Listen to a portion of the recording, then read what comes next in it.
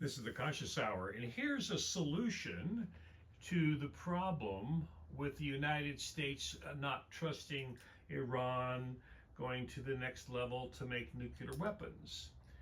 Russia has agreed to take the 60% refined uranium to Russia. They've agreed to not use it for ballistic purposes, and the US basically has rejected this notion so far, but it's a solution. The problem is it doesn't satisfy the underlying strategy of this entire war, which is the Greater Israel Project.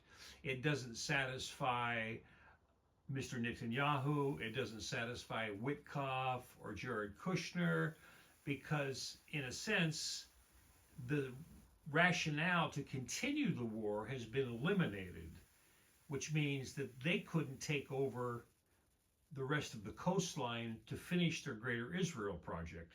So just listen to the twisted turn here.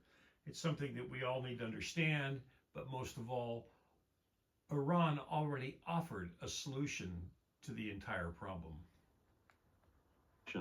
Includes genuinely binding constraints on Russian use of the material, constraints that are verifiable and enforceable through the IAEA framework that has already proven it can work, then the core of Washington's objection is at minimum partially addressed. From there, the process follows a predictable path. Arachi carries the framework back to Tehran. It moves through intermediaries. It arrives on Washington's desk. And at that point, the decision becomes unavoidable. Accept the mechanism or reject it a second time. If accepted, the implications are immediate and significant. The uranium question, the 99% of the deal, as Trump himself framed it, is resolved.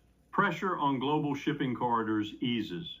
The pathway to ending this conflict opens in a way it has not opened before.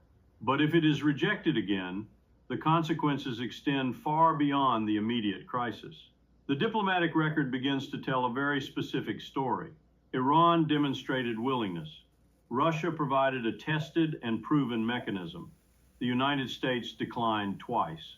That narrative shapes alliances, influences how the international community assigns responsibility for what follows, and frames every future negotiation in this region for years to come.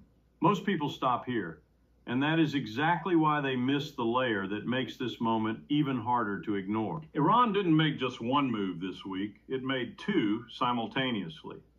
Through Pakistani intermediaries, Tehran presented Washington with a separate proposal: reopen the Strait of Hormuz immediately, stabilize global energy markets, give the United States and its allies a concrete, visible win right now, and address the nuclear question on a separate track when the political conditions are more favorable. A fast relief option, a way to reduce pressure, demonstrate good faith, and create space for the harder conversation. At the same time, Iran sent its foreign minister to Moscow to reinforce the structural solution. Two moves in 1 week.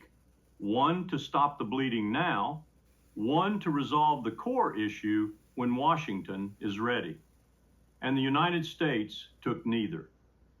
I have spent a career watching governments make decisions under pressure. The ones that age poorly are rarely the ones made out of ignorance. The ones that haunt administrations, that define the historical record in the most damaging ways, are the ones made out of pride, out of an unwillingness to let the other side be seen as useful, out of strategic ego overriding strategic sense. Look at the full picture of where we stand. Russia is holding the structural solution in St. Petersburg. Pakistan is carrying a separate proposal through Islamabad.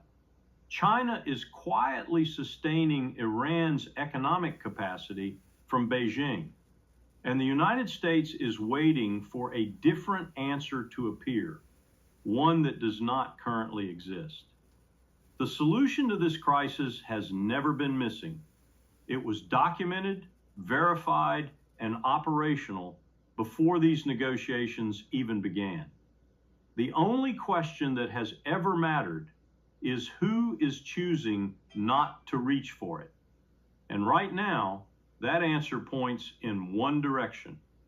If you are watching this situation and you want... It's Benjamin Netanyahu.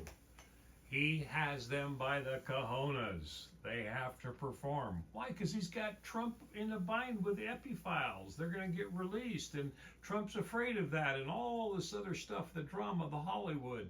The bottom line is Netanyahu won't take his foot off the accelerator to finish the mission that he basically hired the United States to do. Remember, they've been paid for a long time to perform. Remember that lie, October 7th was an unprovoked attack? When we find out later it was a Hannibal directive to stimulate this war so they could start the final chapter of the Greater Israel Project, the coastline from Egypt all the way through Syria. That's why they're bombing this shit out of Lebanon, liquefying, liquidating, moving out, just like they did with Gaza. That's where we're at, folks. Netanyahu doesn't care about anybody except his mission. And Donald Trump, he's compromised. He should take the deal. What do you think? Give me your opinion. Would you take the deal? You want peace? You want to stop a global collapse from occurring? Give me your comments. Let me know. Give me your input. Tell me what also, give me some input of what else you'd like to know about. If you've got a question in your mind and you're kind of confused about it and you want some clarity, put it in the notes below. Tell me what you want me to investigate and give you a solution for. Because at the Conscious Hour, what we do is we find solutions for complex problems. Been doing that for over 42 years. So tune in, turn on, speak out, make that phone call to your congressional representatives and say, stop funding this insanity. This is absolutely criminal. Besides, it is not even kosher. How about that for a word? Killing the people off, innocent people. Thanks for tuning in. Hit the like and share button. And please donate if you can. Thanks so much.